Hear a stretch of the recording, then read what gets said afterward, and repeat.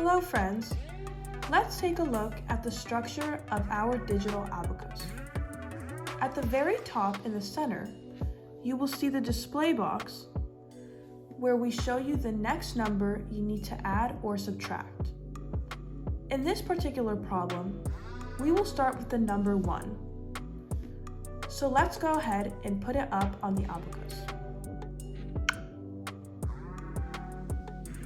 To move to the next number in this problem, just tap on the display box with any finger.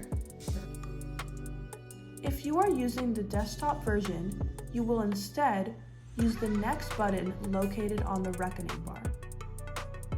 Okay, so the next number is to add 3. Notice on the bottom of the display box, we indicate how many numbers there are in the current problem. In this case, it's 4. The blue highlight indicates which number you are currently on. So, let's proceed with adding 3. Then, tap the display box to go to the next number. Now, subtract 4. Then, tap the display box to go to the final number. After adding 3, since there are no more numbers in this problem, the display tap will bring up the dialog box asking you to confirm if that is the final answer you would like to enter.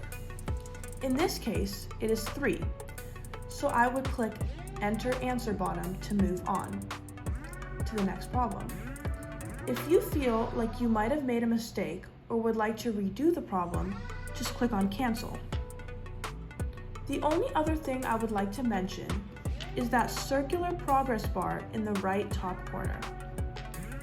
It shows you which problem you're currently on in the current quiz. That's it. Hope you enjoy using it.